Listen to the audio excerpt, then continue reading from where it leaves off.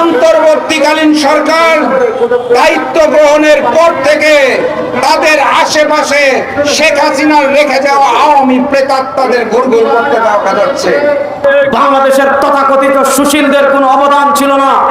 আবু সাইদ, মুগ্ধ, তাহমিদেরা শহীদ হয়ে তাদের রক্তের বিনিময়ে এই দেশ থেকে ফ্যাসিস্ট পলায়ন করেছে। সুতরাং আজকে যারা আবু সাইদের রক্তের সাথে গাদ্দারি করে ইসলামের দিকে আঙ্গুল তুলবে, শাহজালাল পূর্ণভূমি থেকে পরিষ্কার ভাষায় বলছে সেই আঙ্গুল আমরা ভেঙে দেব। শেখ হাসিনাকে দেশে ফেরানোর জন্য কিন্তু ইন্ডিয়ার যতগুলো দল আছে সবাই কিন্তু একমত যে আওয়ামী লীগকে পুনর্বাসন করতে হবে।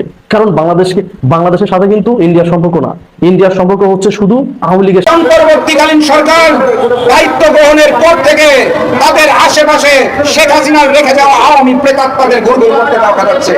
প্রশাসনের প্রত্যেকটি জায়গায়, সচিবালয়ে আপনারা যদি চেয়ে দেখেন অন্তর্বর্তীকালীন সরকারকে ঘিরে রেখেছে আওয়ামী প্রেতাত্মারা।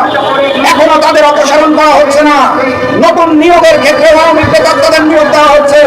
কথাবার্তা পরিষ্কার, আওয়ামী প্রেতাত্মা শেখ হাসিনা এবং আওয়ামী লীগের গণহত্যাকারীদের দোষকদের আমরা অন্তর্বর্তীকালীন সরকারের আশেপাশে কোথাও দেখতে চাই না। তিস্তার বাঁধ আবারও খুলে দিয়েছে।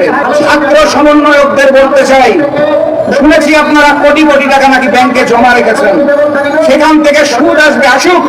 আমার উত্তরবঙ্গে বন্যা হয়েছে, সারা বাংলাদেশের মানুষ বন্যা কবলিত মানুষের জন্য যে অর্থ সাহায্য দিয়েছে সেই টাকা ব্যাংকে রেখে দিবেন না ডিল করার জন্য। অর্থ বের করুন, প্রকৃত হিসাব দিন, উত্তরবঙ্গের বন্যা কবলিত এলাকায় যান।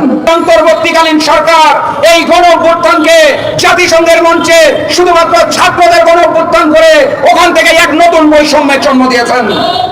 আমি স্পষ্ট ভাষায় বলতে চাই, এই গণঅভ্যুত্থান ছাত্র ছিল, যুব ছিল, শ্রমিক ছিল, কৃষক ছিল, সকল ধর্মের মানুষ ছিল, বিএনপি জামাত সহ বিরোধী দল ছিল।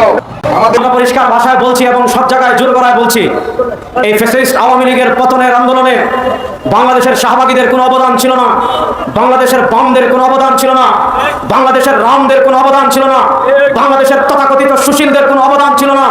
আবু সাইদ, মুগ্ধ, তাহমিদেরা শহীদ হয়ে তাদের রক্তের বিনিময়ে এই দেশ থেকে ফ্যাসিস্ট পলায়ন করেছে। সুতরাং আজকে যারা আবু সাইদের রক্তের সাথে গাদ্দারি করে ইসলামের দিকে আঙ্গুল তুলবে, শাহজালাল পূর্ণভূমি থেকে পরিষ্কার ভাষায় বলছে সেই আঙ্গুল আমরা ভেঙে দেব।